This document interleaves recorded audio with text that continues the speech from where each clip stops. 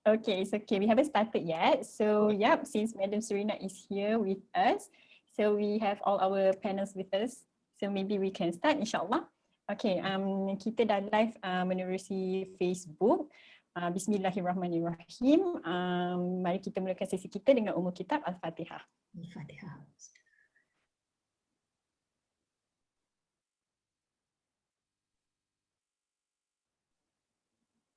Amin, amin ya rabbal alamin. Okay, welcome and selamat datang ke siri 3 slot TEPEN Secangkir Kopi bersama WOF2021 MRSM Taiping 2021.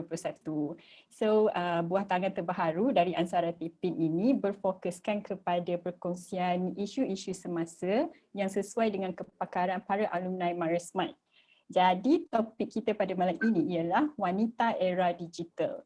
Okey, pertamanya sekalung penghargaan buat rakan strategi ANSARA Taiping, MRSM Taiping, TNF Energy Sendirian Berhad, Almans Media dan Outpost Taiping.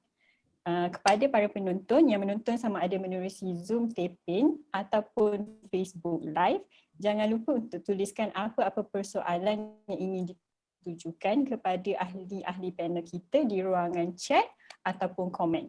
Pada akhir sesi, insyaAllah jika berkesempatan kita akan adakan sesi soal dan jawab.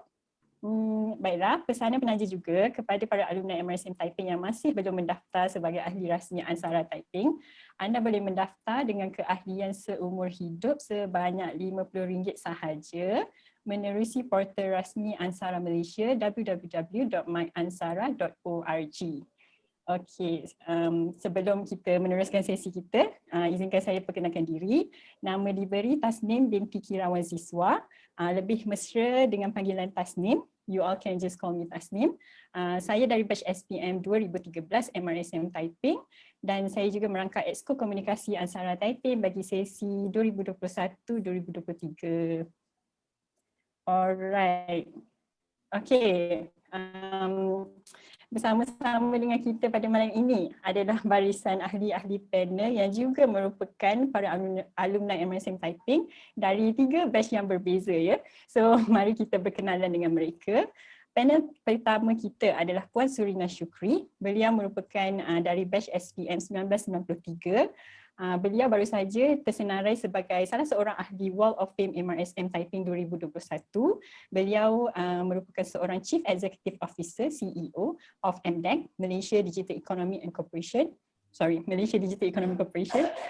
Jadi serba sedikit, beliau memulakan kerjayanya dengan industri perbankan dan beliau juga merupakan seorang usahawan dengan penubuhan She Innovation Ventures. Apa khabar Puan SURINA? Terima kasih atas kesediaan sebab memenuhi jemputan kita pada hari ini. How are you? I'm good. Happy to be here. Seronok dengan semua-semua kat sini malam ni. Okay, cool. Alright. Moving on. Panel kedua kita, Cik AISYAH SHAKIRAH SUHAIDI dari batch SPM 2011. Beliau sekarang merupakan Regional Community Engagement Manager Asia Pacific and Internet Society.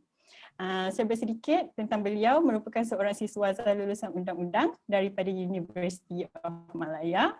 And dia juga membuat she does arts for fun, part of your hobby, right? So how are you today, Miss Aisha? I'm feeling amazing. It's so good to be back, and it's so nice to see Puan SURINA. Like we work very closely together because MDEC is pretty in like the digital sphere as well. So it's so nice to see Internet Society. Yes, it's so nice to see all of you amazing women and men. Sorry for that. In this session today.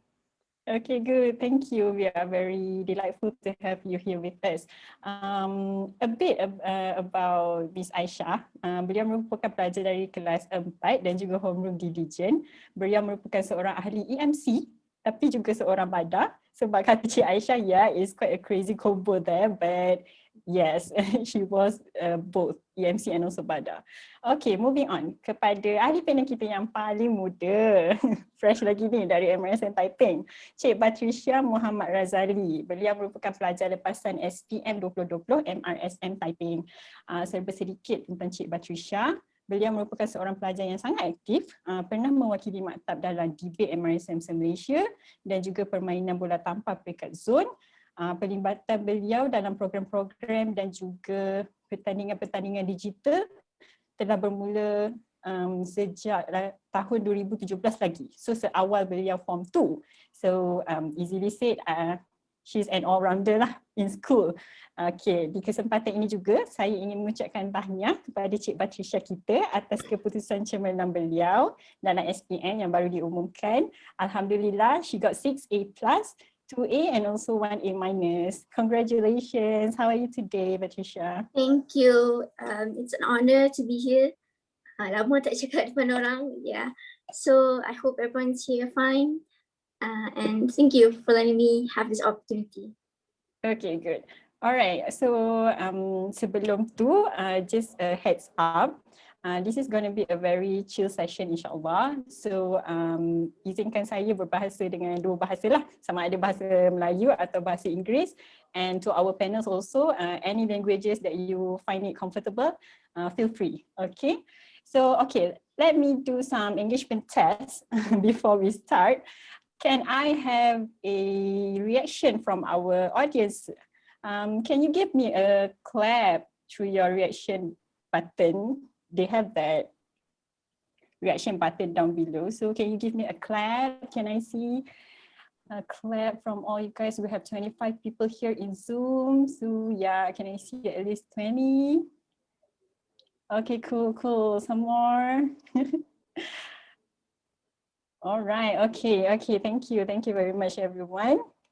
So yep, without wasting any more time, kita nak teruskan sesi malam ini. Topik kita adalah wanita era digital. Okay, kita ada beberapa pusingan soalan. So yeah, let's start with round 1. Okay. Sedikit sedutan berita daripada Astro Awani bertajuk wanita perlu kuasai aspek digital demi pembangunan ekonomi negara.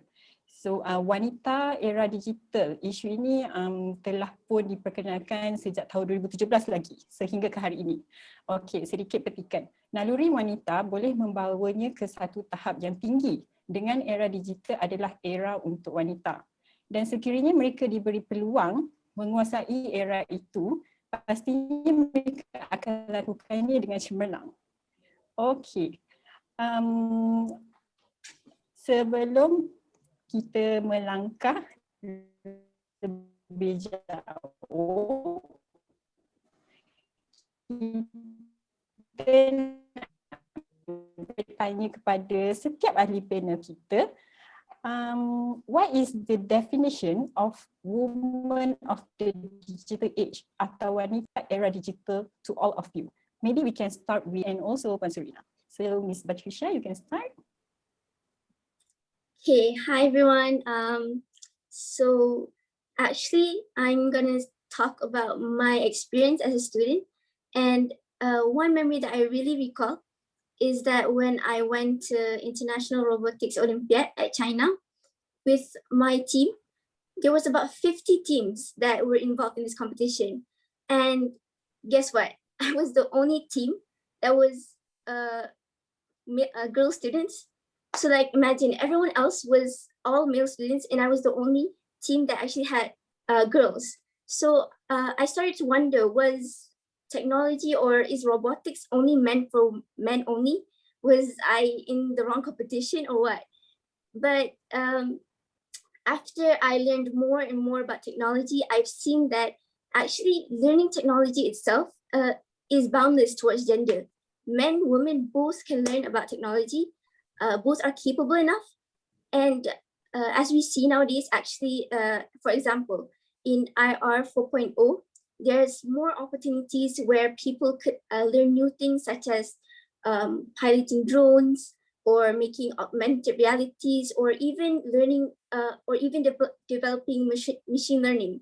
So I see that actually, even for myself, I started off with zero knowledge in technology and I was just a girl who had interest in arts, yes, to be honest.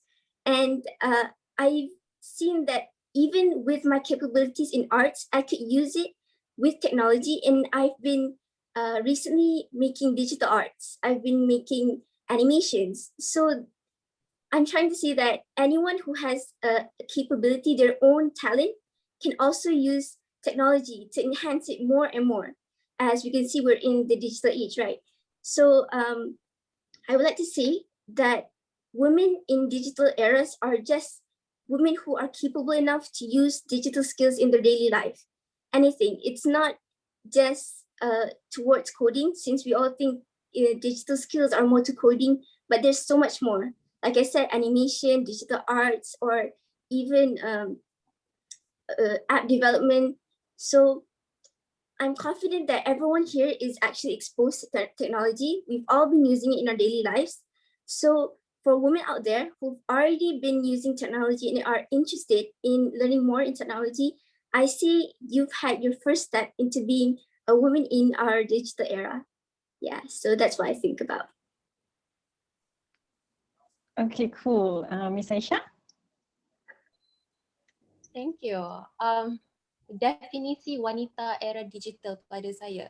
Pada saya, wanita era digital adalah wanita yang mengenali dan memahami peranan dan fungsi mereka dalam masyarakat untuk menguasai dan memanfaatkan infrastruktur digital, termasuklah internet dan etc. dengan sebaik mungkin, bukan sahaja untuk dirinya sendiri tetapi juga untuk orang lain. Dan pada saya sangat penting untuk wanita-wanita ni, dia bukan saja mampu menggunakan teknologi ataupun infrastruktur ini, tapi mereka juga perlu fasih supaya mereka, so they know how to navigate themselves in this sphere. But another thing that I wanted to talk about as well, since BATRISYIA tadi just mentioned about why there was like such a big gap when it comes to like gender disparity. Kalau kita tengok the World Economic Forum 2021 punya Global Gender Gap Report, in the Asia Pacific region, the time needed untuk kita achieve gender parity has increased to 163 years. What that means is that by the time this gender gap is closed, none of us on this call will be alive to see that. Tapi I am very confident with like efforts like what we're doing today, coming together and having these conversations and discourses, we are able to close that. And we have to keep on encouraging young women to be involved in the digital spaces, in digital, give them access to it, show them how to use it, make sure that they understand that they have, a responsibility, but also an opportunity to participate in society using these digital spaces. So to me, if, trying to sum everything up, I think the definition of wanita era digital is wanita that understand that they have this role, this opportunity, and also this responsibility, not only to themselves, but also to other people. Yeah, thank you. Cool. All right, we proceed first with Madam SURINA. Wow, can I just say, hearing BATRISYIA talk and AISYAH talk, you guys are the epitome of Wanita era digital, actually. BATRISYIA, sorry. I loved how you say, the first thing you said was, it's about capabilities and embracing digital skills. Because you said, yeah, you just learn, and then you can there's so many things that you can apply. You just went for it, robotics. And then AISYAH, you said like you were embracing the role of we all have this opportunity and this responsibility, almost, is what you said. To me, let's just take a step back and understand, when we talk about digital, apa sebenarnya maksud kita? Is it coding? Is it robotics? Is it 4IR? Is it all that? To some extent, yes, it is, because that is the it's kind of it's the infrastructure. I think we can think of it as that. But really, when you think about digital, it's actually technology. But more importantly, that thing itself is change. And so Wanita era digital, when you think about that, it is really Wanita in the era of embracing all this change and adapting to all these change, which brings about opportunity. And so, we're all very lucky that we are all alumni of MRSM and MRSM Science Taiping, right? And so, thinking about science, thinking about math, thinking about this whole joy of learning, that's something that was ingrained in all of us. For me, so many years ago, I actually needed to take my calculator out just now. Berapa tahun, 1993. But that the education part of it, the curiosity to learn, we know that the knowledge is there. So for us, it's all about, you know, seizing that opportunity and taking that knowledge. So for me, after I left MRSM, I wanted to study business because I thought that was, yeah, business a lot more fun. But I ended up, you know, the love for science. I did 2 degrees, so science and technology. And that's actually really fun because, you know, now, you know, tech is everywhere. But the biggest lesson that I've learned over the how many years of me being abroad, exposed to technology and whatnot, is that, you know, being not just a Wanita era digital, but like a professional in the era of digital, it is all about embracing that skill and like this constant trying and learning and just giving everything, just trying. Because like just now, BATRISYIA, you talked about digital arts. And so everything is now has a digital component to it, but that is all about embracing and learning something new. So long answer, but you know, to me, it's all about embracing change. Okay, so yeah, that's the definitions of Wanita era digital that we got from our panels. So back to basic, as Madam SURINA said, it's all about the change, evolution, the transformation. So from there, we have to know our, as Ms. AISYAH said, peranan dan peluang yang kita boleh cari, and it's a continuous learning, as Ms. BATRISYIA said. So yeah, thank you for the definitions. Okay, moving to round 2. Okay, satu lagi seduta berita dari Berita Harian bertajuk Perubahan Seiring Era Digital.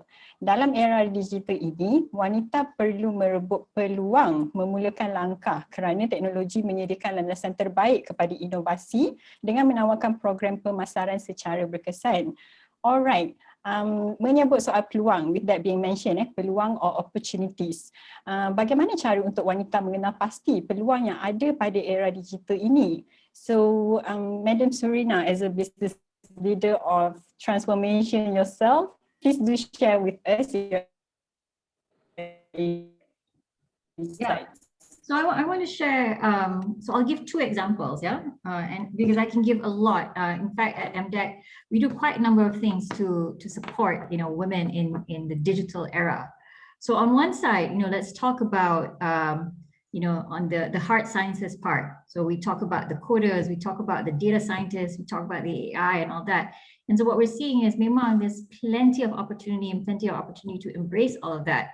And this is an area where it is, it's really meritocracy, because it's how good you are, and these days also, sebab there's no shortage in the demand for professionals with digital knowledge, digital skills.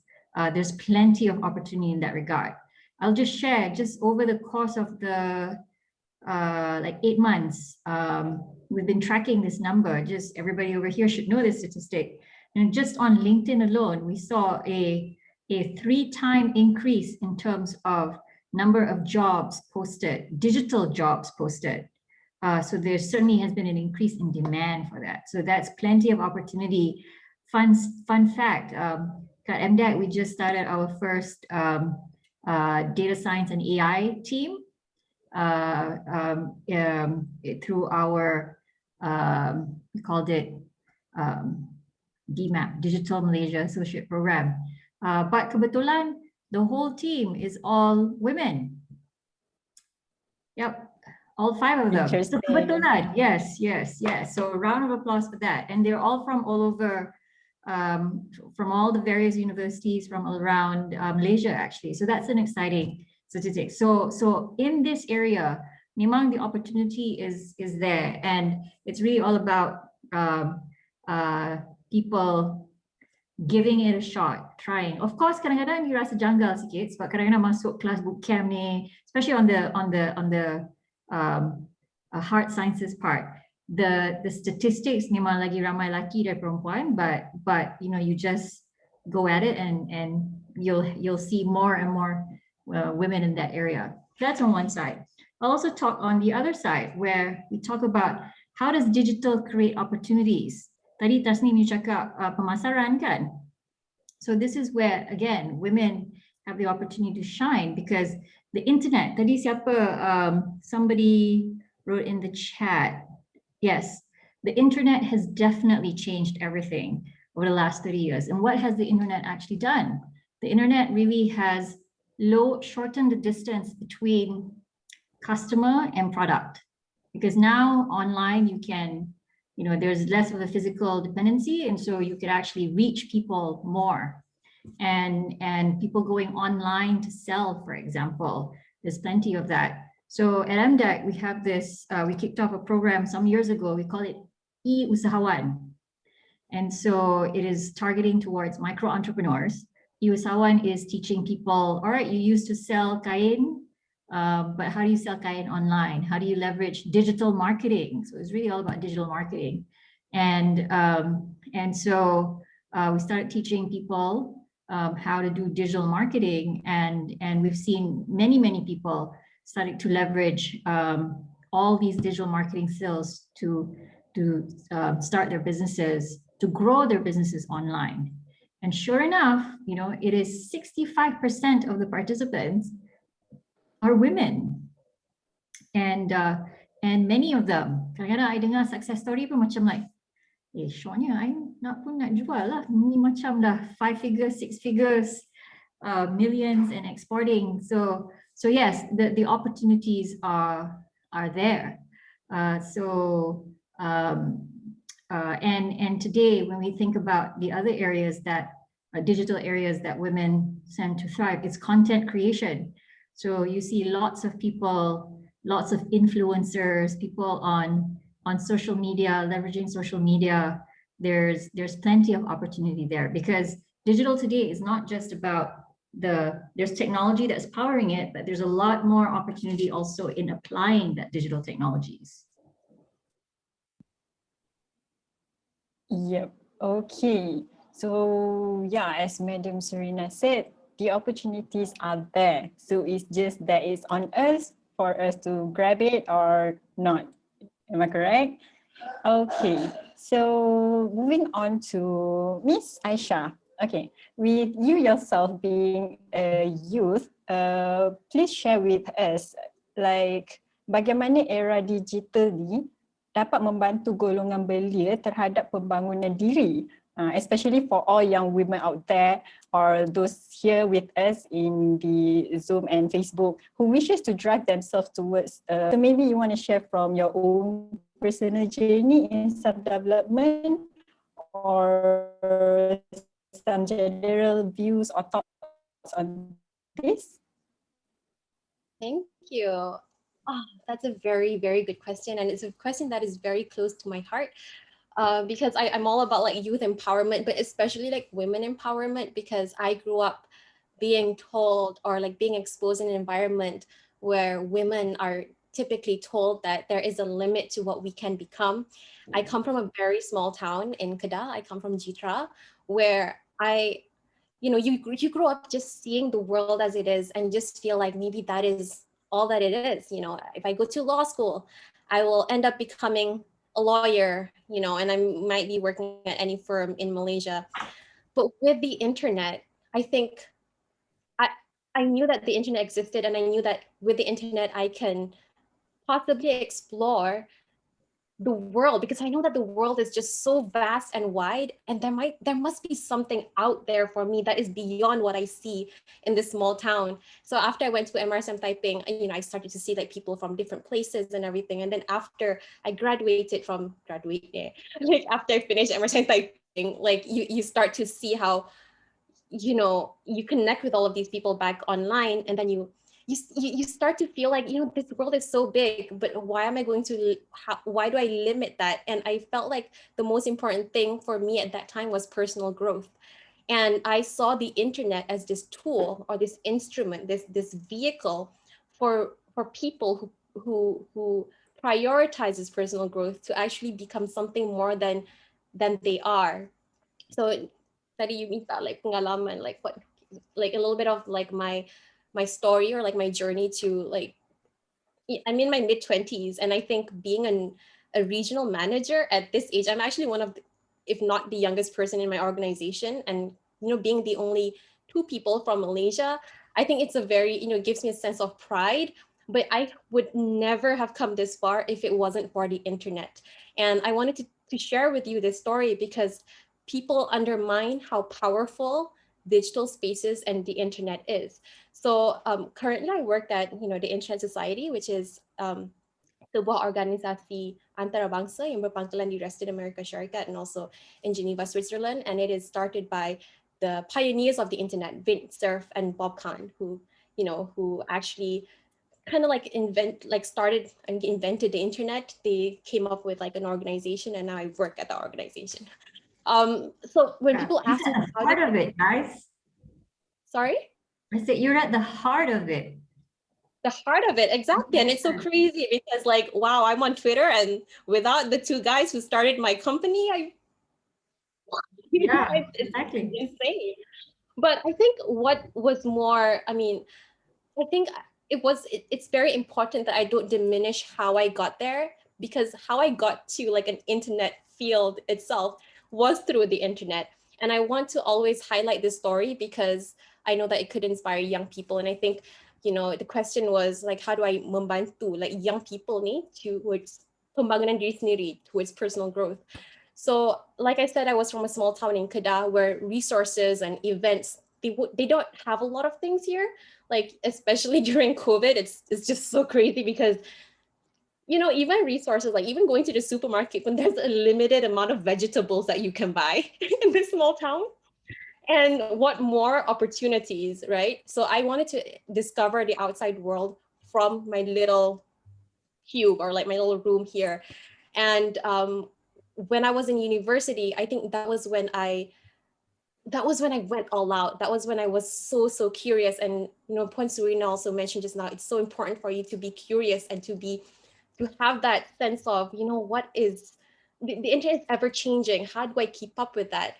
And one thing that I really wanted to do was explore the world globally, but also see what I can do with like, what skills do I have? And if you want to know what skills you have, you kind of just have to do it all and experiment things and dabble in different areas. One of the areas that I dabbled is internet governance. So who governs the internet? Who takes care of the internet? Like, who owns it? What is multilateral governance? What is multi-stakeholder governance? So what are all of these things? There must be like an internet god. Like, how is the internet regulated and managed in the whole wide world? Like, and I wanted to understand that. So I started to apply for all of these different fellowships and got rejected for all of those fellowships as well. I remember I applied for things at Harvard and Yale, and I got rejected so bad to the extent that if I was rejected by a guy that I confessed to, it didn't hurt at all. So I think at that point, I just went on and on and on and applied for all of these things. And through volunteerism and all of like the portfolio that I built, I started getting accepted for a couple. And I went, and when I went, I think the first one that I went was like the World Summit of Information Society, right after I finished MRSM Taiping. And it was a very confusing thing. I didn't understand anything. It was in Geneva. And at that point, I thought I was gonna stop, but then I didn't stop. I met people and I asked them what other opportunities they were. And they started to introduce me to like, okay, there is this, United Nations has this thing called the Internet Governance Forum. And then I started applying for that. And I became like the ambassador for the, United Nations Internet Governance Forum in Paris in 2018, where I met the French president, which was crazy. And there was like, from there on, I started becoming more and more hungry, and I started to use the internet more to explore what other fellowships and what other programs are there. And I know MDEC does a lot of these programs as well. If you just, take an opportunity and maybe talk to Puan SURINA afterwards and ask like, what are the avenues or things that you can actually explore. But once you start exploring, once you start going on the internet and using the time instead of just tweeting and reading and consuming news, you would realize that there's just so many opportunities that you can actually, take, basically like maximize. To me, in 2019, I went for like at least like 11 or 12 fellowships, and they were all fully funded. I was traveling the whole world and I didn't have to pay a single cent because I applied for all of these things. And all of these opportunities were things that I found online. And it's crazy to think that I was looking for all of these things from like my room in Kedah. And that's the power of the internet, I guess. And I think the other thing that I wanted to talk about when we're talking about personal growth is that you want to know more of the world, and you start to find different channels for you to get whatever knowledge that you want. For example, for me, after I went to Paris, I wanted to learn French. So I went on Duolingo, which is a free app, if you know, to learn language. And I started doing it like 5 minutes every single day before bed for 3 years. And so like now when I work at a global organization, I can actually speak French with my colleagues. And it's crazy because I learned all of that online on a free app. You know, and then there's LinkedIn Learning, and then there's Coursera. There's all of these different, you know, platforms that I can get like a certificate in, that I can build my portfolio as a young person. I started learning how to code. I started learning encryption, philosophy, religion, the domain name system, multi-stakeholderism, public policy, how to cook, how to make this, how to make that. And it's crazy, like at the age of 25, I felt like I don't have a degree in everything, but I kind of know a little bit of everything. And that was because of the internet. So I feel like as long as you have access to the internet, the possibility of the person that you can become is endless. You can literally be anything. And thanks to like the internet as well, you know, all of my interviews for every single job and every single thing that I am able to do has been done online. And that is why we have to protect this infrastructure, and we have to maximize it and encourage people to make full use of it. You know, understand, like I said, they have a role, they have an opportunity, they have a lot of resources online, and make sure that they use that. And it's also important that once you're able and once you have this access, you become a role model to other people. Because, you know, there's this American activist, Marian Wright, she says, you cannot be what you can't see. So yeah, I think that's a very long rant of like my personal journey. I hope I didn't go on a tangent, but yeah, I hope that inspired or actually, you know, made a point in some way. Yeah, you did. It's not a rant. It's a very interesting and insightful sharing. Before we proceed, I'm very sorry that I have to off my camera because I think my connection is a bit lagging. So I hope it's fine to all that we can proceed. But yeah, thank you so much, Miss AISYAH. I think the whole point is back to basic, as Madam SURINA said, the opportunities are there. So we are left to like explore and experiment everything. So it's on us actually to grab the opportunities or not. So yeah, to all women out there, to all young women out there, if you focus on your self-development, we can see Miss AISYAH here. She's a living proof of a very successful young woman being a manager at her age. Yeah, thank you so much, Miss AISYAH. Okay. Next, I have a question to Ms. BATRISYIA. Okay, Ms. BATRISYIA, you have been very active with digital related competitions since 2017, as I mentioned in your introduction, since Form 2. So you've been very active participating in these competitions and achieved so much since then. With that, in your opinion, how can all this involvement with digital programs or competitions can help increase students' self-worth or add value to them? Okay, so for me, to be honest, I actually started out as someone with zero knowledge at all about technology, about how it works, what you can do with it. And actually my teacher thought that I should be involved in a competition since I have somewhat a talent in presenting. So I just went there because my teacher told me. But in a while, after I went to more programs, more competitions, I've seen that actually I too have an interest in how technology works, how you can improve it, how you can change how we actually use it. So one program that I really remember where it improved my skills as a student is when I went to Digital Ninja, which is actually from MDEC. Yeah, so from this program alone, it teaches us the basic things in making innovations. So for example, I've learned the basic steps of problem solving, where first you have to empathize with the users. Secondly, you have to define what the users actually want and what are their problems. And you have to ID solutions that can answer these problems efficiently, beneficiently, and make prototypes, find the best one, and test it out. So these are the basic steps that I've always been using ever since I've learned it from Digital Ninja. And I've made some solutions that I think are worth proving is an automated radiation detector. It eliminated all human power for it to detect radiation. And another prototype is a durian harvester, an automated durian harvester. So actually, when I was thinking about ideas, my teacher also told me, when making ideas, you have to ensure that these ideas are creative, are something that are easy for users, and is somewhat impactful. So as a student, I've always thought to figure out problems that come from my daily life itself. So that's how I've ended up with a automated durian harvester, because when I think of Malaysia, one thing that I always remember is the smell of durians. No problem. Because so when you think of durians, it's actually the biggest income in agriculture that Malaysia has. So I thought about ways how we could improve this in this agriculture. And this led me to use this prototype, this solution in my contest. And thankfully, I've gotten some investments, and also I've got #1 from using these kind of prototypes.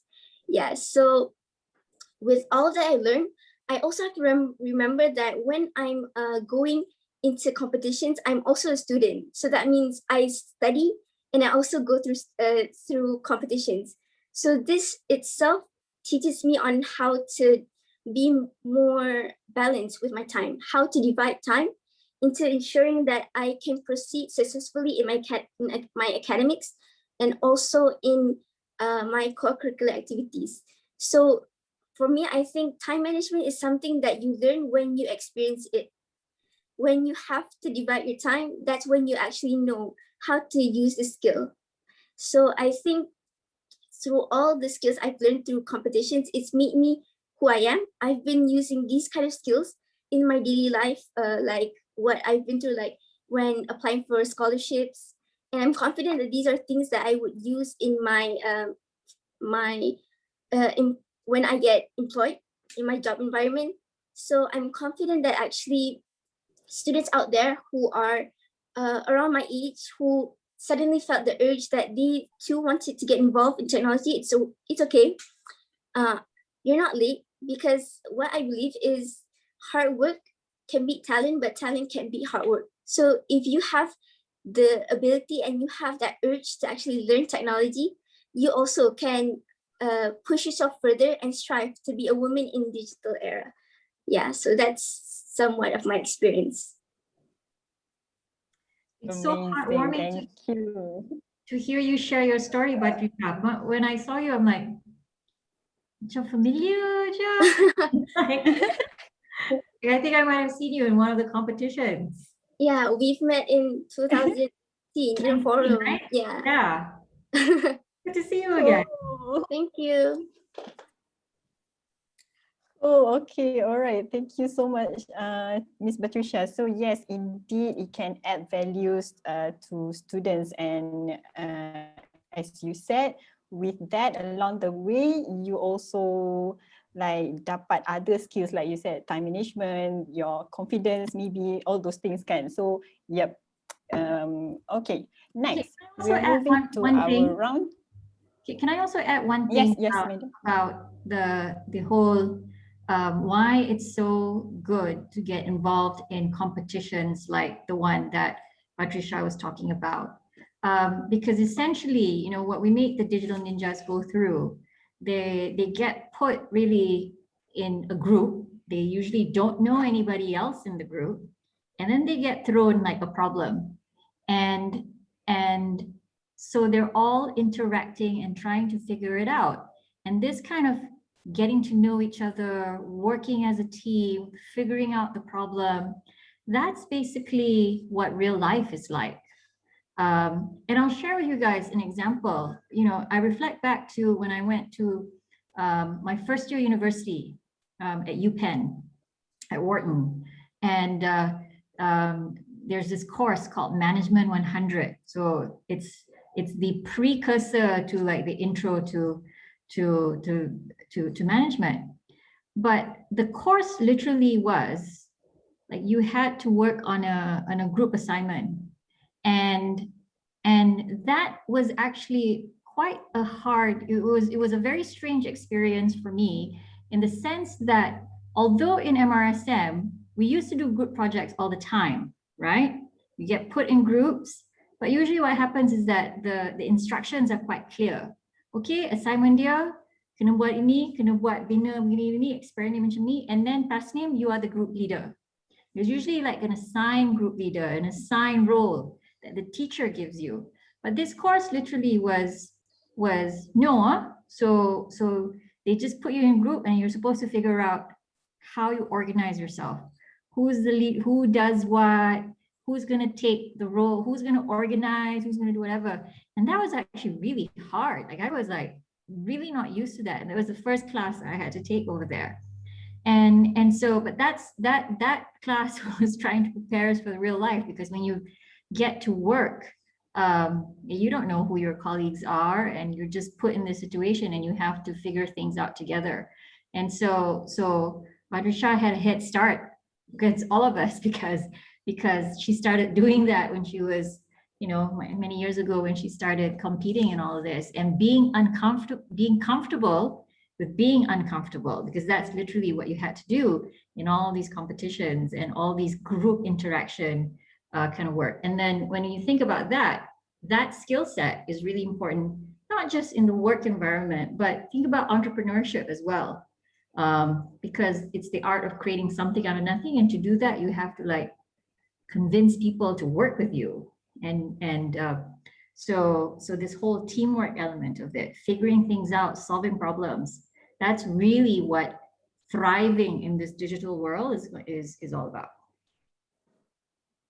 Yep, I agree to that. So as Madam SURINA said, the teamwork element overall, that is actually a fundamental skills for us to like move forward, and also we will experience it moving forward. So yeah, good job to BATRISYIA, because you start as early as you can. Okay, thank you so much, Madam SURINA, for emphasizing that. Next, we are moving to round 3. I think now we gonna focus more a bit on the security in the digital era. So, okay, satu lagi sedutan daripada Harian Metro bertajuk kempen #TakNakScam, tingkat kesedaran penipuan jenayah cyber. Untuk rekod, 67,552 kes penipuan cyber dilaporkan antara 2017 sehingga 20 Jun yang lalu, 2021, dengan jumlah kerugian RM2.23 bilion.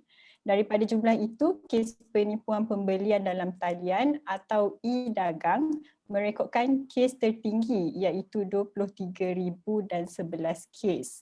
Alright, so with this statement, how can we reduce the risk of cyber?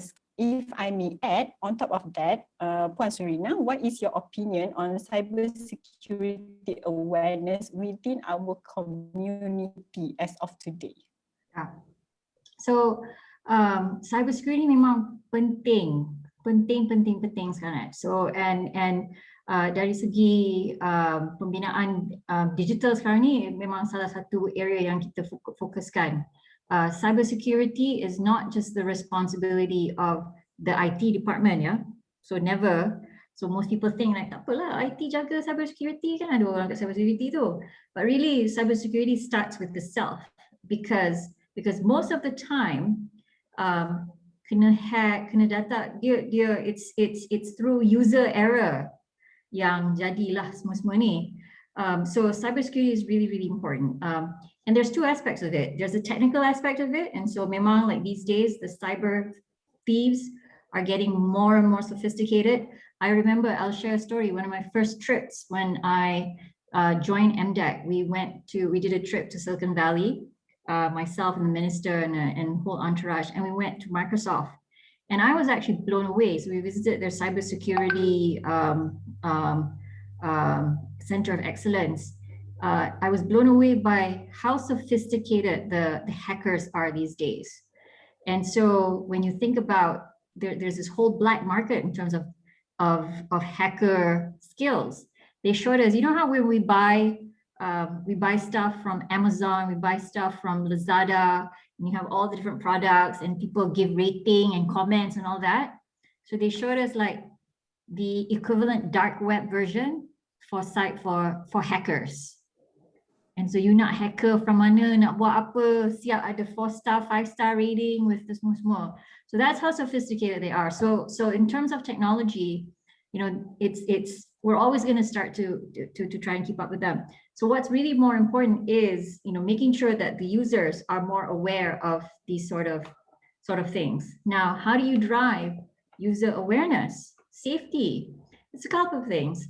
Number one, you just need to be, there's a technical aspect of it. And so I think like most organizations now, they educate people on the basics of cybersecurity, like what is phishing, you know, what is, you know, change your passwords, like basics, basic hygiene. But for the broader population, now that we are, digital is democratized and you know, like semua pun we are making sure that our moms, our grandmas, our uncles pun faham macam mana nak gunakan digital. There's a lot of work that we need to do there to educate, to provide basic digital literacy, which includes, you know, cybersecurity awareness as well. Now, at the same time, so yes, we're doing that. There's many organizations that is trying to address and solve that problem. We've got Cybersecurity Malaysia, we've got like the big picture, the cybersecurity strategy and whatnot. And there's also starting to incorporate cyber I don't know, citizenship, I guess is what you call, at the school level. So you start to infuse, although I rasa tak cukup, because I don't think that, I think we can do more as far as digital education at the school level is concerned. But coming back to that, we do hear a lot of cases of scams. We do a lot of that.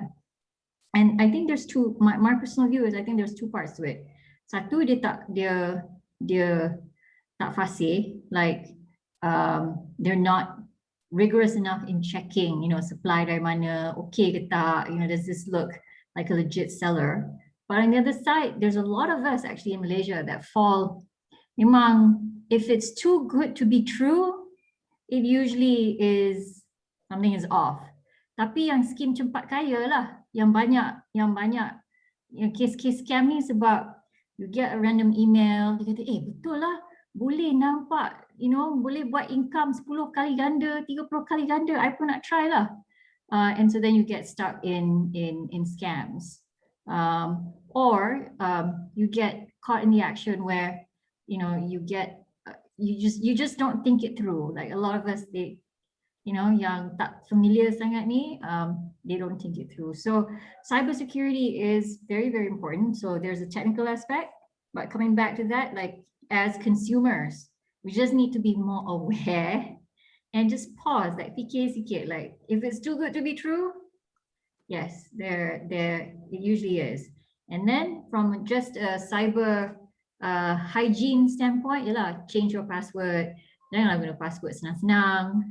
So there's basic things that you could do to take care of your cyber hygiene, digital hygiene.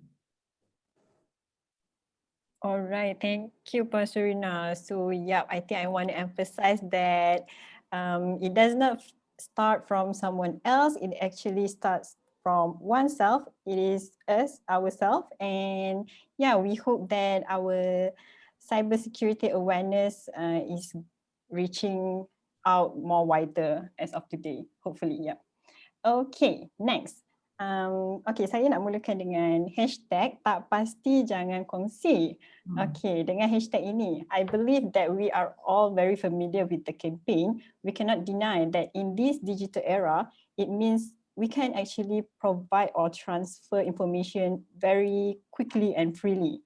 So, okay, Miss AISYAH, since you are currently with the Internet Society promoting evolution of Internet for the benefit of all and also like for good in society. So in your opinion, how can actually the youth, since our tajuk malam ni is Wanita Era Digital, mainly young women, can play a role in making this campaign a success? Silakan. Thank you. The thing about tak pasti jangan kongsi, basically it's a theme that revolves around like the entire issue of misinformation and disinformation and fake news that is going around so insanely. Like it's so crazy how much information goes around every single day and how much of that information is wrong. So before I go into like answering this question, I want you to understand like there are two kinds of, you know, fake news. One is misinformation and the other one is disinformation. And the difference between these two is the element of intention. But both of them are still fake news. So what I mean by intention is that misinformation, you know, you share, you don't intend to cause hurt, or you don't intend to cause harm, but then it's fake news. Eventually, even if you don't have the intention, it could still, you know, be detrimental. And there's disinformation where you macam you tahu benda tu tipu, you tahu benda tu, you know, it's not right, but you just do it anyway just because, I don't know, maybe you have your personal agenda, whatnot, right? So the thing with like fake news, just have to know one thing, like regardless of like emotions or intentions, apa semua, at the end of the day, when you're propagating a lie, when you're propagating something that is not true, you are actually contributing to the kind of world that you're living in and the kind of world that you will be seeing. And sometimes along the way, what will happen is you will hurt people, you will cause harm, you will cause people to not get vaccinated, you will do a lot of, you know, all of these really bad consequences come with it. So to answer the question, like how can youth actually menjayakan campaign ini, the call of action is actually in the hashtag itself, you know, pasti jangan kongsi, because if you don't know, if you don't know, the possibility for that thing to be wrong is higher than the possibility for it to be right. And the harm is always bigger than, you know, whatever good that it can actually lead to. And I wanted to share, you know, the Nazi propaganda back then, there's like this saying that goes, if you repeat a lie so often, it can become the truth. But you have to understand that majority does not constitute the truth. The thing about us is sometimes we're a little bit lazy, where if we see like a tweet that is being retweeted thousands and thousands of times, we're convinced that the tweet is true, which is not necessarily true. Majority does not constitute the truth. So to answer your question, I think I'm going to give like a couple of practical tips that I personally do, because, you know, it's funny because young people are the biggest demographic or users of the internet, tapi the biggest demographic that actually sebarkan fake news is like the older generation, our parents, aunties and uncles, because they are very emotional beings where oh my God, this is crazy, I must share it in my WhatsApp group, you know, and all that. So I feel like young people, we also play a role of being like fact checkers, you know, and we kind of just have to help kind of like filter out the things that they are forward. So if they keep on forwarding these kind of news with their network, make sure it ends with you if you know that that thing is not true. So a couple of tips, maybe you can write this down, but the first thing that I always do is I do a visual assessment. So I look at the picture or like whatever infographic that is being shared around. You can ada gambar-gambar kan, you can look at the gambar tu, kan ada number plate. Let's say banjir di Kelantan, tapi number plate semua RF, semua start with R. Like that's like in brilliant. So, you know, look at the picture, and if there's some sort of like discrepancy there, then there's a possibility that it's not going to be true. Or maybe you can look at, you know, tulisan, or like even the quality of the picture. If it's so pixelated, not only it's not visually aesthetic, but there's a possibility that that thing is not true. Number two is you have to identify the news outlet. Where is this information coming from? Is it from an authentic source? You know, what website is it from? What is the track record of that website? Is it a tabloid? Are you getting main like news from website from like Siakap Keli or like, you know, all of these? You have to know. I mean, it's okay if you get information from there, but is the information actually true? And do they have a good track record of producing information that is accurate and truthful? And then number three is check the web domain, because sometimes people, like if you see like Maybank dot, I don't know, dot some random letters at the end, or if you, for example, you get an email, this comes back to like cybersecurity yang Puan Surina cakap tadi, you get an email saying that it's from the government of something, and then it's like, I don't know, usgovernment.com, that's not right. So learn about the domain name system, understand that, you know, if it comes from a really fishy domain, it's most likely not true. And then maybe take a look at the HTTPS or like the security level of that website. Number four is maybe you can read the About Us section of these websites or like the sources, because typically if it's a trustworthy outlet, they can detail your background information, like the policy statement, there'll be like an email contact and everything. So it has to look legitimate for you to actually trust it. And identify the author. Who is the person writing this? Does he have a name? Like, is it just a random person? You cannot be, I won't receive or like enter, like I won't really trust news that comes from, I don't know, Miss Star Wars 47 or something. It has to be a real person who is actually coming up with all of these information, because once someone actually named themselves, there's a sense of like accountability to like the news that is being brought out. And then maybe you can also assess things like spelling and grammar and punctuation. Ada banyak tanda seru tak? Sometimes when there's a lot of exclamation mark, that guy must be really emotional, or that guy must be trying to like push something that is based from emotion and not facts. And then maybe also look for supporting articles and sumber-sumber lain to support that particular, you know, information. And these are, you know, when I say all of these steps, it's so much. Like, why would I have to go through all of these steps before I share something when I can just share it? But just remember that what I said earlier, what you're doing is contributing to the world that you're going to be seeing. And if you repeat a lie, even if it's unintentionally, the world will become a world that is based on lies, and you don't want that. And yeah, I just feel like, you know, even in Islam, we believe that it's important to be truthful and to be honest, and to make sure that whatever we share is right, because if not, the possibility of you being a propagator of a lie is just, I don't know, it's just not nice. So how do you, you know, summarizing everything again, the call to action, tak pasti jangan kongsi. If you don't want to go through all of these steps, just don't share it. Just keep it, you know, just keep it, let it end with you. Yeah, I hope that was helpful. A couple of steps. Back to you, Tess. Okay, thank you so much. Can I add on? Yes, please. Can I add on to that? So AISYAH, those are great tips. And this notion of fake news, I mean, that is a huge issue that's happening, that the whole world is facing, which huge consequences as well. And then today there's many echo chambers, and so because you tend to gravitate towards certain things that you like, but those tips are definitely helpful. Another one I would add to that list is check the date as well, because you know, reputable news and blogs and whatnot, they always put a date and then they'll show last update and whatnot. So I have another call to action in addition to tak pasti jangan kongsi. This is literally, I think that we all of us here really need to help spread awareness to our, you know, moms, dads, uncles, and so forth, because especially here in Malaysia, this whole WhatsApp ni, kalau it's on the WhatsApp, sure betul punya lah. Sure betul punya.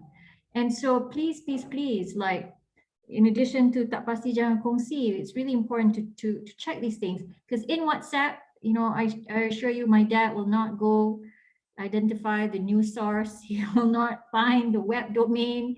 He will not scan through the inputs and do all of that. But there are certain things that you can just say, D, there's no date on here. And this one, you know, this is news from 2 years ago. Okay, yeah, no, Anwar did not say that. Okay, or this one was. So it's really, really important. It's just, let's help remind our parents, especially young, just because it's on the masjid WhatsApp group, new WhatsApp, doesn't mean that that is like, you know, the next remedy for COVID or whatever. Yeah. And so tak pasti jangan kongsi, tapi dorang selalu kongsi. And then it's because in that group is so, semua orang cakap, yeah, and then they all start believing all these different things. So we really, really need to help educate them with some of the easy things you can do, like check lah, kalau surat tu you get something, you can just do a quick Google, ada ke, is CNN saying the same thing, or is this other more trustworthy publication the same thing? Is there even a date and an author on that WhatsApp that you just got? Kalau tak ada date, tak ada author, just double check lah, betul ke tak betul. Really need help there. Yep, agree. Yeah, and I think it's not only me, but I think everyone face this. Macam Puan Surina cakap, it's on WhatsApp group. So such as family WhatsApp, it's everywhere, and sometimes even me myself, I experienced that. My atuk is also using WhatsApp, so he would just share anything and spam us in the group. So it's like, yeah, the awareness is very important. And as Miss Aisyah said, as a youth, kita ni golongan belia adalah golongan terbesar yang menggunakan social media or all these things. So yeah, we have to spread the awareness, educate our elder people. So yeah, hopefully this hashtag would continue to be applied. Tak pasti jangan kongsi. Okay semua. Okay, moving on. Kepada Cik Batrisya, alright, kita sedia maklum remaja adalah golongan mudah untuk terpengaruh atau terikut-ikut dengan trend semasa. With this, some people might call it FOMO, hashtag FOMO. It stands for fear of missing out, the desire to stay continually connected with what others are doing. So, Ms. Batrisya, as a teenager yourself, do you think following certain trends is a need? What is your view on this? And if it is a need, or if it is an essential, how does it help in student self-development? Yeah, let's hear from your thoughts, Ms. Batrisya. Okay, a good question. So first of all, let's say these trends are basically dia datang daripada social media kan. So basically everyone here, I'm confident that you guys have one sort of social media account that you have, right? And actually, teenagers are the most influenced in these trends, because just think about it. When you do a trend, you're gonna get those, you know, those likes, those followers, instant famous, instant popularity, like we say. So I thought, when we think back, who wouldn't want to join the bandwagon? Like, yeah.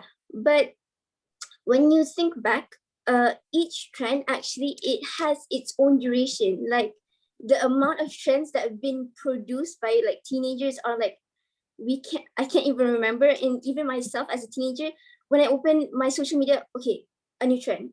Wait, the new trend? So it's like, I can't even keep up. But in the end, each trends have their significant thing. They have like maybe a dance movement, or maybe an action, the content, or even the song. Like when you hear the song, you already know it's from this trend. So for me as teenagers, actually, for a student who wants to share knowledge or tips or even any beneficial knowledge that they have, you could use the concept of how trends are entertaining, of how trends are eye-catching. Using these kind of concepts in making your own content can actually let you follow the trend and make your own content that is beneficial for the society or teenagers. Like even from this sharing, you could make your own content, a short video of what tips you've learned from this sharing itself. by using a song you've heard from a trend. So other than that, I think students could use the example of how creative the trends are nowadays and how it eye catches people. So by this, students also will develop the skills of being creative in producing more interesting content, in producing content that is short, simple, like I've always been taught, keep it sweet and simple. Just make it so that people can get what you're trying to say. When students use these kind of things, it makes the trend actually beneficial, because sometimes in society we see that trends could be set as like a bad example or whatnot. But in the end of the day, if a student could use the trend for its beneficial uses for the better good, I can ensure that you could produce more creative trends, and you could produce your own trend using your own creative content. So I would like to say that, in my own opinion, that following trends are not wrong. It's not wrong. You could follow them. You could know more about them and use these kind of contents to make your own information, share your own knowledge, your own personal experience. Because in the end of the day, social media is the most fastest way for you to share information. Like where we've had cases from AISYAH saying that it's so fast to share information. So how about we use that to our advantage? Use it for making more beneficial things, so our future generation could learn more. And we could also be a role model for other future younger generation to produce more and more content using these kind of trends. Yeah, so I hope that all the teenagers out there, I hope you use the trend wisely. I know it's exciting doing all these trends, but try making your own content from these trends, okay? Thank you. Can I add to BATRISYIA's point just now? Because there's a trend that I kind of just started. I didn't intend to create a trend, but as social media is very it's very fast. Sometimes you just tweet something and it just blows up. So one thing that I did the past month was I started waking up at 5 a.m. Every single day, and I would start like a routine of like doing a course and then exercising and everything. So I shared this on Twitter. It wasn't intended to become a trend, but it in just like 2 days, it got like 4 million engagements and impression. And the next day I woke up, I got like so many people tagging me on my social media of them waking up and actually incorporating the things that I did. In a way, I was like, oh my God, did I just start a trend? I started a cult maybe, but it's refreshing, because when I sit back, like I was trying to like ponder like what I just did, I realized that actually everyone can create a trend. And if you are going to create something, sometimes things become a trend without your, you don't really intend it for to be a trend. I think that is why it's important for you to just put out things that are positive, because if it does become a trend, at least you will be remembered as someone who propagated something that is useful and beneficial. And I'm so happy now that everyone is getting their life together and waking up at 5 a.m. and joining me, so I don't feel alone anymore. But yeah, back to you, Tasnim. I saw that thing. You did? Oh, okay. I said, wow. Finally. Yeah, 5 a.m. So because it was, I was awake. I was in bed, like, yeah, they say I should get up. I should really do the work from the table, but I'm just gonna lie down in bed. But yeah, I'll try that. But you know what I did? That inspired me to say, okay, maybe I won't go take a walk at 5 o'clock. I'll go take a walk at 7:30. Yes, I'll do that. I did walk that morning. Oh, I'm happy that did give a positive influence in some way. But yeah, just coming back, just remember that everything that you put out is content. Either if it's just like a really lousy tweet, it's still content. So just make sure that whatever you put out there, even if you think that it's harmless, it can blow up. Now like 4 million people have seen my picture without like belum mandi 5 a.m. Yeah. But yeah. Coming back to trends are great, and especially teenagers, they create lots of trends, they follow a lot of trends. But again, as a parent, I would say safety first.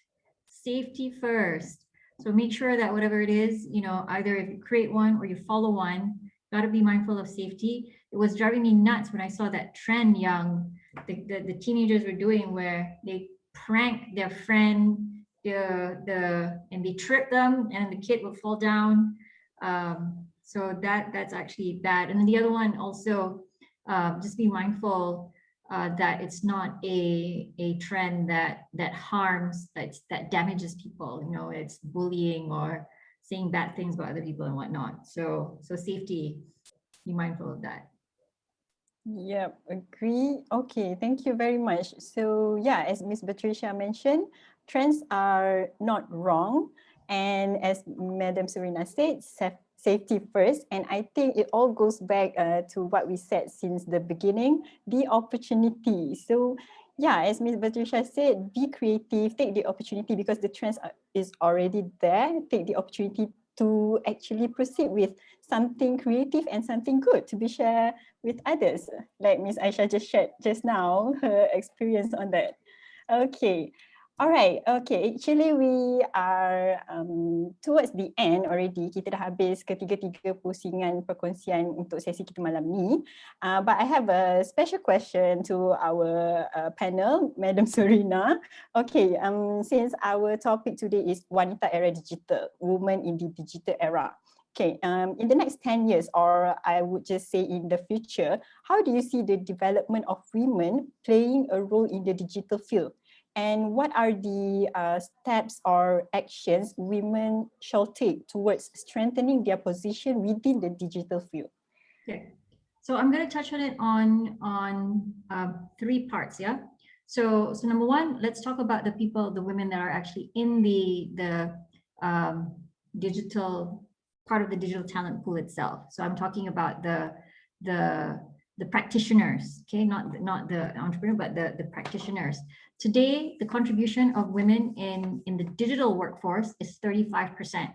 That's a Malaysian number, which is actually really good, because in some other countries, you see that number much lower. So, but for us, it's 35%, which is something I'm very, very happy to share.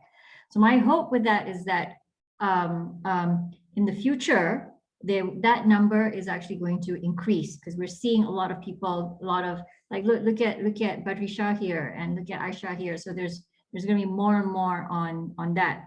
But as per usual, there are things that companies need to do to make sure that you know, we can continue to keep and grow women leadership in the workforce. But I think that today, with the advancements of working from home, it's much easier to manage work and life because of this. Albeit, you know, now it's COVID times, and so it's much harder because the healthcare, the childcare situation at home right now ni susah sikit, because you can't, you know, juggling working from home and you have your family as well. That's hard, but inshallah, that's something that we can work towards. So that's one. Number two, the spirit. The other thing I'd like to see, this whole spirit of learning. We started this panel talking about skills. There's so many things that women, that the information is out there. And like today, to actually be a digital practitioner is much easier than it was before. Even if you take coding. So dulu, like the coding languages were so much more complex, had to do everything from scratch.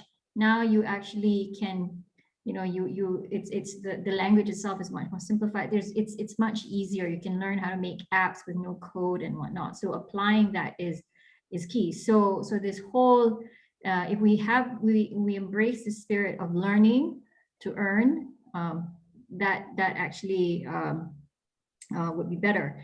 And I think that the key to future-proofing one's career in this whole digital era, this part is really important. I want to make sure that people get this. You know, I left, if you follow my story, I built my career in the US, and I was in banking. And the last stint of my banking career, I switched over to the corporate side. So, you know, thinking of, you know, running strategy, bank of the future, all this stuff, like leveraging the tech side.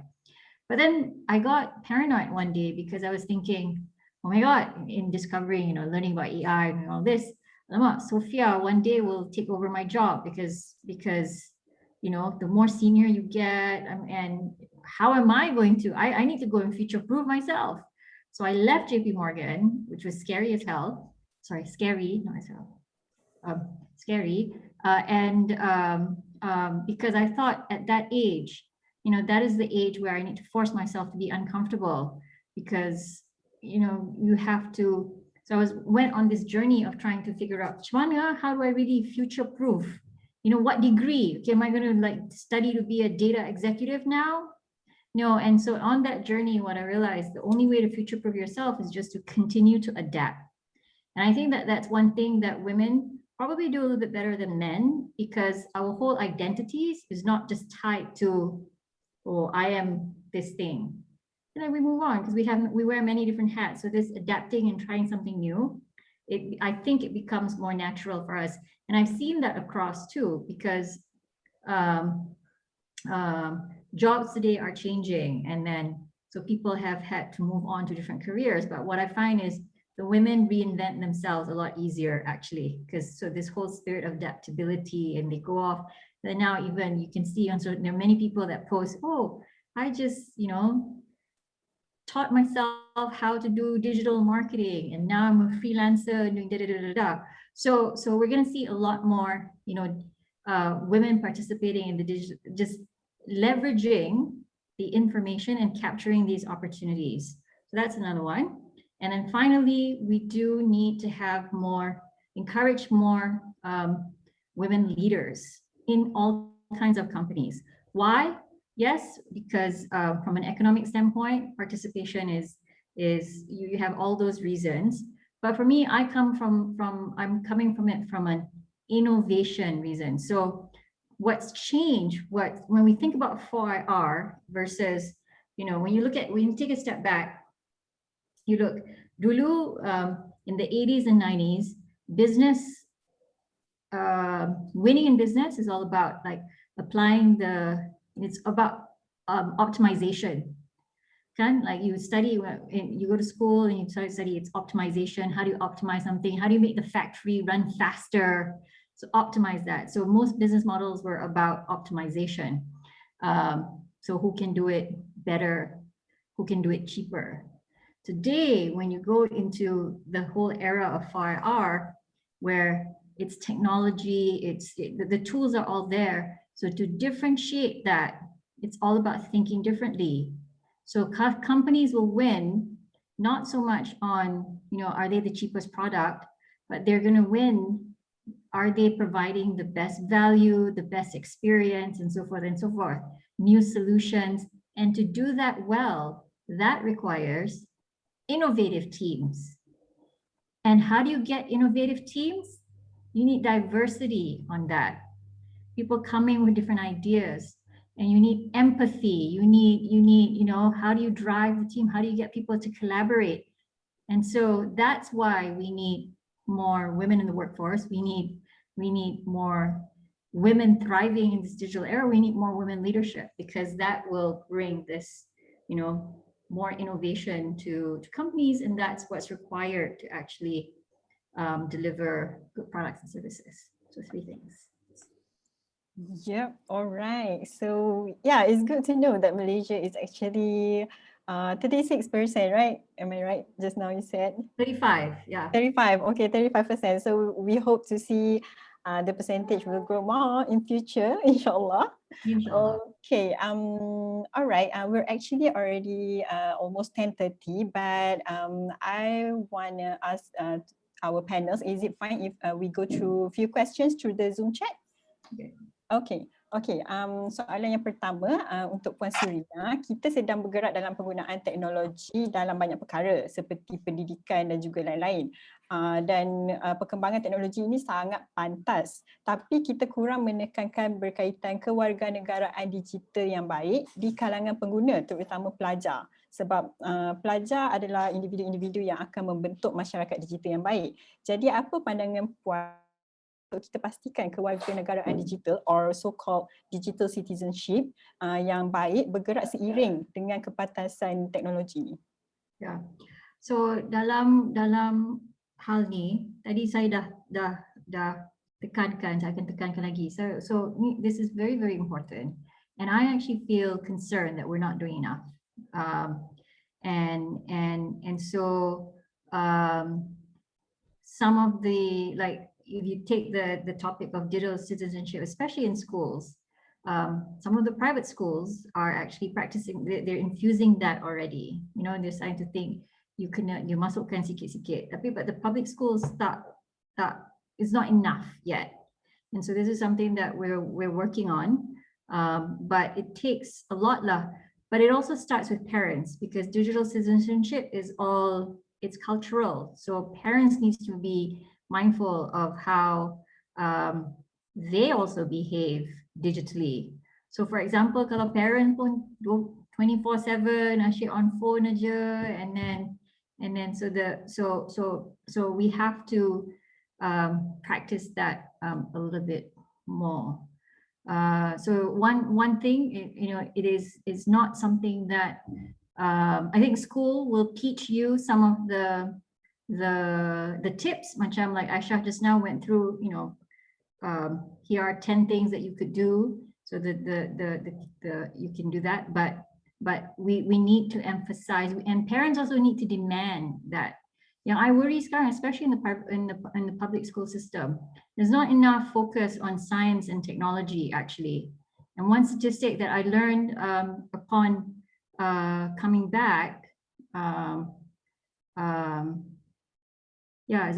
I was talking to the chairman of MARA at that time, and she was telling me that that today, kalau you add the number of periods you spend on science and technology versus agama, there's actually more periods on agama than science and technology.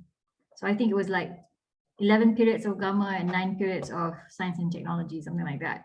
So that's actually imbalance lah, because in school we that's the time that we have we need to maximize that time with science and math, because after school, you know, you can still have your mengaji, you can still have culturally, there's all these things that you can get at home as well.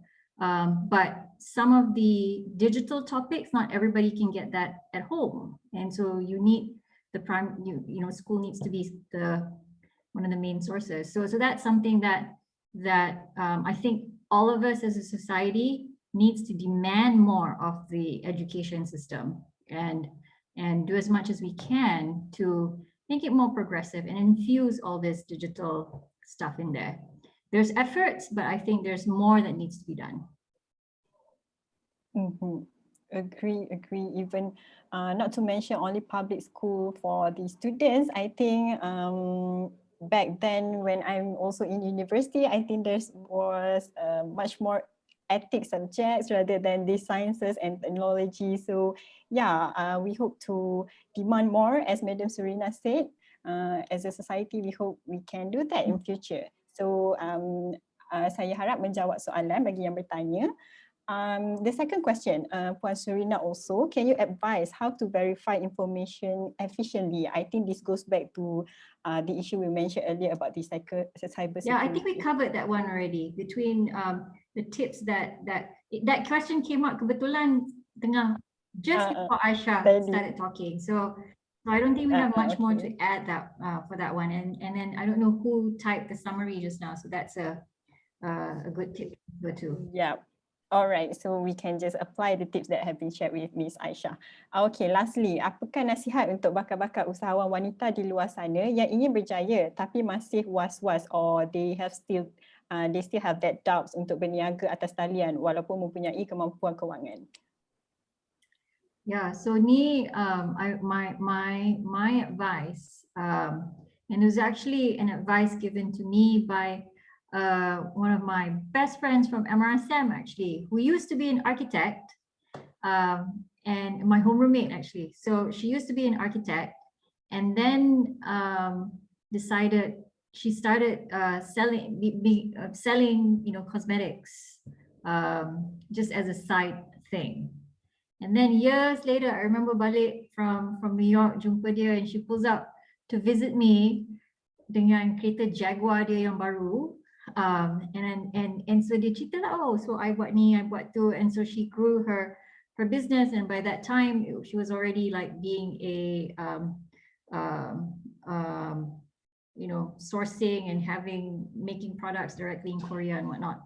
But she was telling me, her advice was, sebenarnya mula kecil-kecil pun boleh. Kadang-kadang bila kita ingatkan nak jadi usahawan ni, you kena, wah, tak boleh lah because I need like modal 1 million to do XYZ. But the reality, and she said so herself, like actually Surina, kalau nak buat perfume yang mahal pun boleh, perfume yang murah pun boleh, but it's just all about trying. So my advice is, and I tell myself this too, because sometimes, you know, kalau tengah tension like dengan kerja corporate yang sehari-hari, malahan lagi kerja corporate dalam agensi kerajaan kan, macam-macam challenges dia.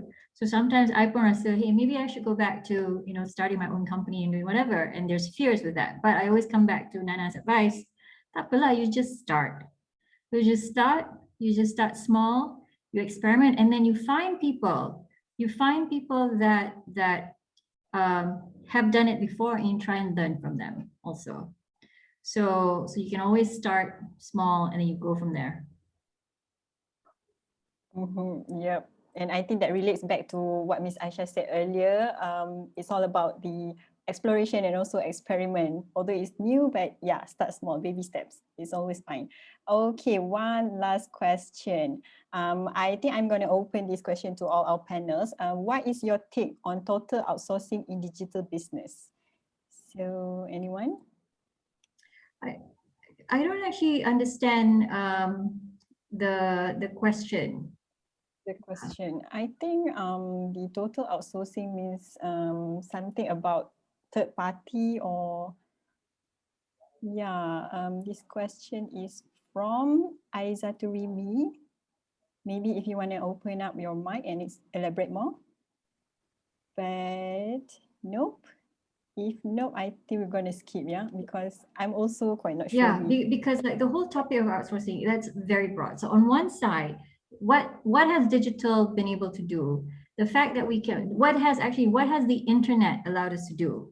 The internet has allowed us to connect everywhere.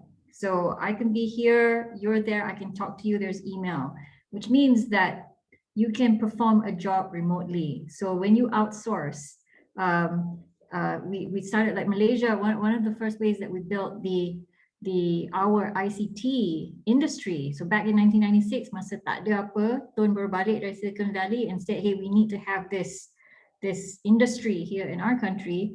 And so we started building it by building up the outsourcing industry.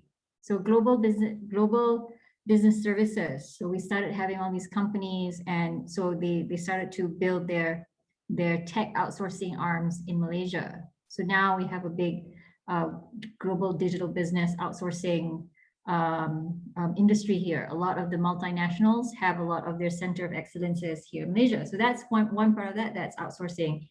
And digital allows you to do, the internet allows you to do that. Now on the other spectrum is now individuals are able to leverage outsourcing as well. Because when you think of it, at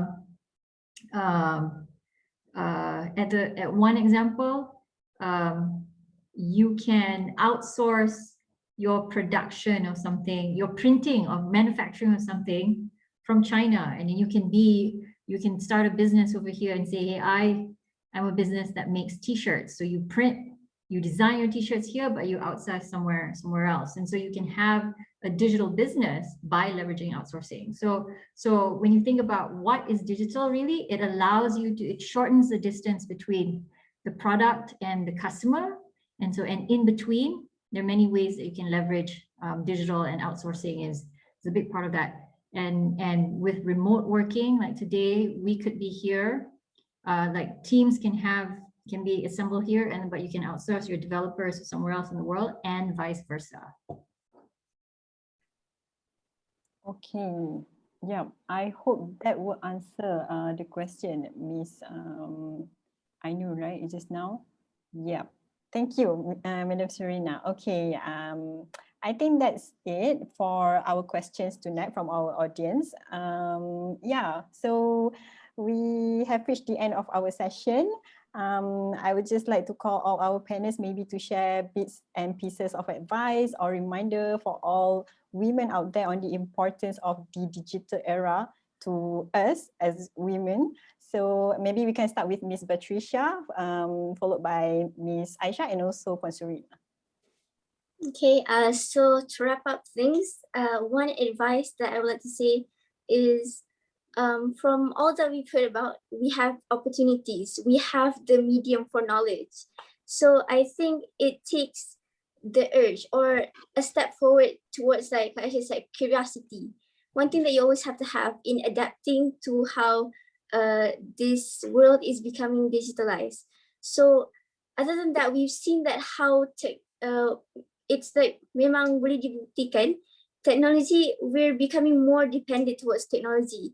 And in this situation where we have lockdowns and all that stuff, a small example I would like to say, we usually go out and buy food, we eat outside. But then again, with the lockdown, we've been using more and more usage of like Food Panda, Food Grabs. And this also, in a way, develops more opportunities. We've seen more small branches of food delivery, like what was it in Kedah? Tapau, something like that. I've heard a new branch. So I'm seeing that technology opens up opportunities, it adapts to the situation, it solves problems. So for me, I'm taking small steps into learning more, engaging more digital skills. We have so much things we could learn out there. Like what I've learned from now is like how to make digital printing, how you control a drone, how you actually make a virtual reality or augmented reality. Sometimes I've learned this from my school, gratefully, from MRSM Taiping. Yeah, we've been implementing all this stuff. So for all the students out there and for all the women out there, rather than you being just a user, just following with how this era is becoming digitalized, I would encourage you to be a part of how this world is being digitalized. I hope you would take a step into ensuring a future where everyone is adaptable to change and can use technology into creating more and more opportunities in life. Yeah, so I hope the best for everyone. Thank you. Thank you, Ms. AISYAH. Thank you. Oh, I'm so inspired. This has been such a great session. Thank you so much to BATRISYIA and also Puan SURINA. Just to wrap things up, there are a couple of points that I just wanted to emphasize on. The first thing is Puan SURINA mentioned about the number of women in the industry. I just wanted to mention that lower number is one thing, but another thing that we need to take a look at is the perception of women, like how girls and women perceive ICT. You see it as a very male-dominated space, and like BATRISYIA mentioned how she went on a competition and everyone were men.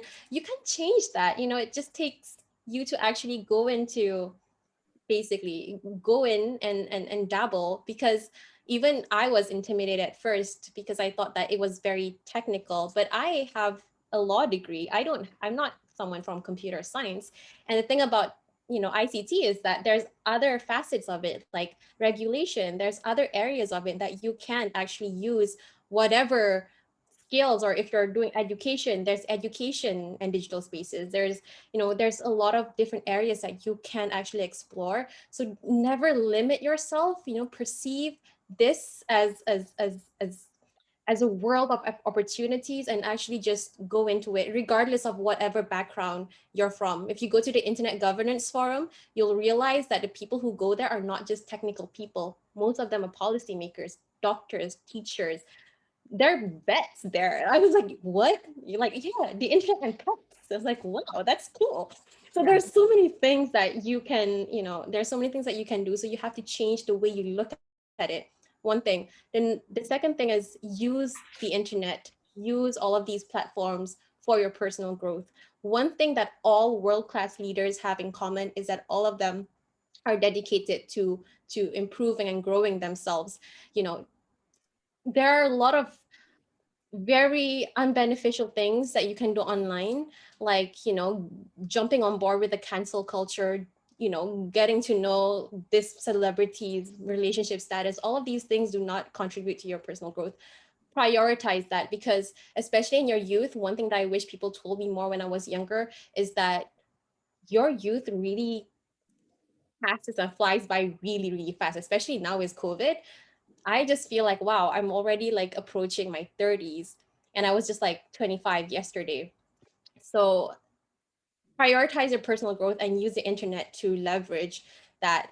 Number 3 is what SURINA mentioned, women in leadership. I cannot emphasize how important this is, because the only reason I'm where I am today is because I saw women who are doing amazing things, and it gave me the confidence to actually, think that I can actually be like that. You know how inspiring it is to see people like SURINA, or like, all of these amazing people, basically Sheryl Sandberg, who's like the CEO of Facebook. You see all of these amazing women doing amazing things, phenomenal things at a, at a big scale. You look at these people and you think to yourself, that person looks like me. But one thing that you have to do is you have to start, visualizing, and also start encouraging yourself to go in that direction, because it's so important to have women in leadership. And I see, BATRISYIA, and I see Tasnim, and you give me so much hope. I see SURINA, you are mind-blowing. I am like, I'm out of words, because I draw so much inspiration and confidence from you. And I think I'm just going to leave this call being, being better.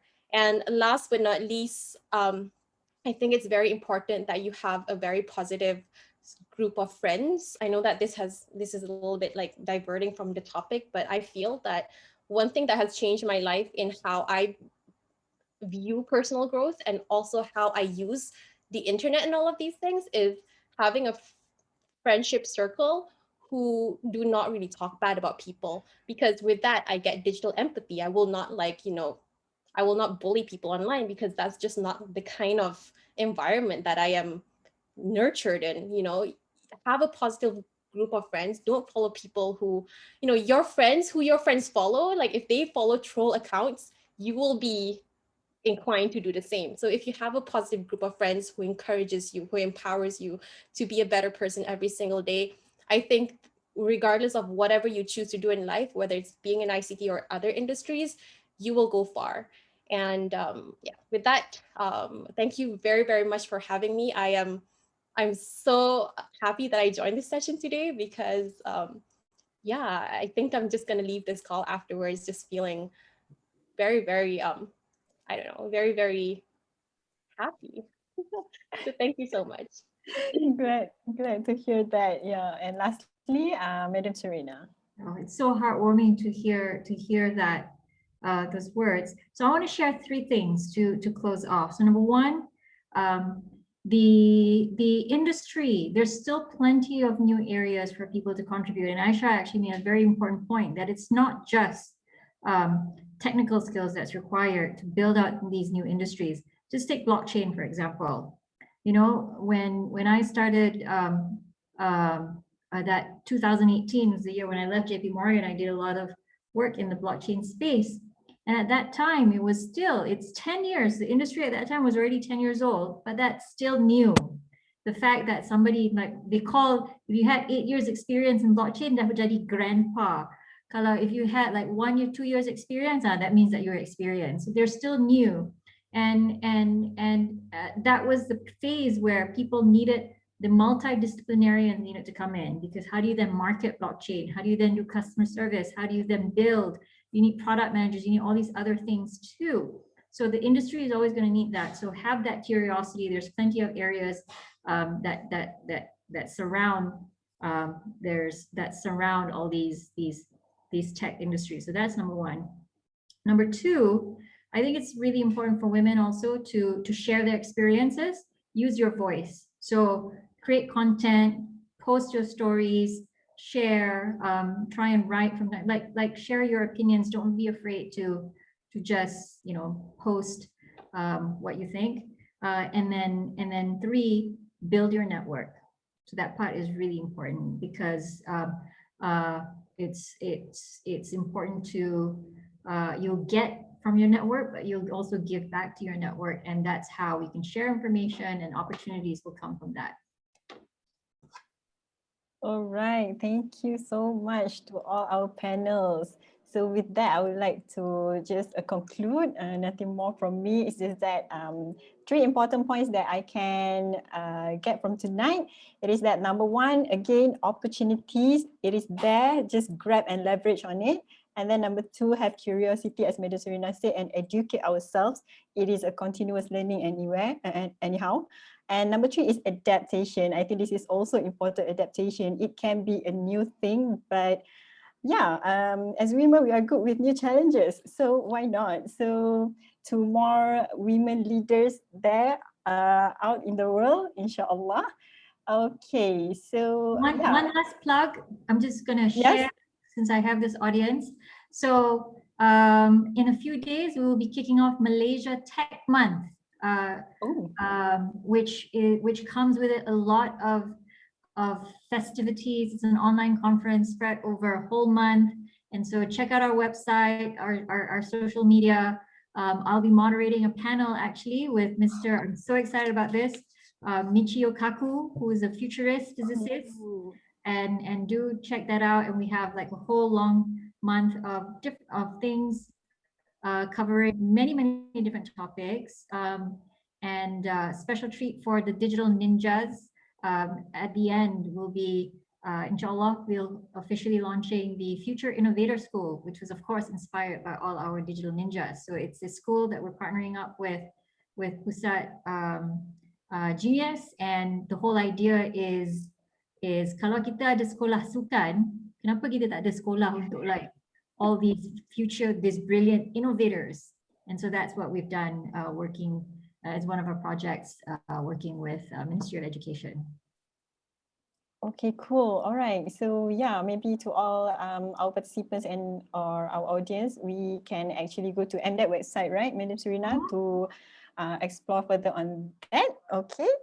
So yeah, a big thanks to all of our panels tonight. Such a very great individuals we have tonight. I am very proud to have such a great seniors and also a junior like this. So thank you again, Puan SURINA SHUKRI, Cik AISYAH SHAKIRAH, and also Cik BATRISYIA. Okay, lastly, penghargaan rakan strategi ANSARA Taiping to MRSM Taiping, TNF Energy Sendirian Berhad, Amas Media dan juga Outpost Taiping. Terima kasih. To those that if you want to rewatch our session, and yes, please do share it around. You can find this video, the recorded session, on our official Facebook, ANSARA Cawangan Taiping, and also our official YouTube, ANSARA Taiping. Okay, lastly, jangan lupa untuk subscribe, like and follow. As usual, we also have our social media on Instagram and also Twitter. Dan sekali lagi kepada para alumni MRSM Taiping yang masih belum berdaftar sebagai ahli rasmi ANSARA Taiping, you can do so on the official portal of ANSARA Malaysia, www.myansara.org. So dengan itu, I would like to end our session with Tasbih Kifarah and Suratul Anas.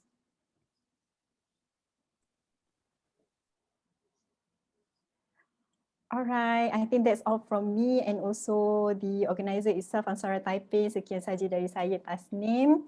Don't forget, we also have this series, Secangkir Kopi Bersama Wall of Fame ongoing. It's going to be every week.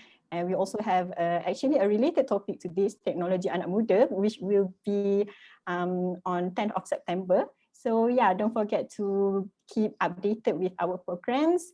And lastly, patuhi SOP, jaga diri and stay safe everyone. With that, good night. Assalamualaikum.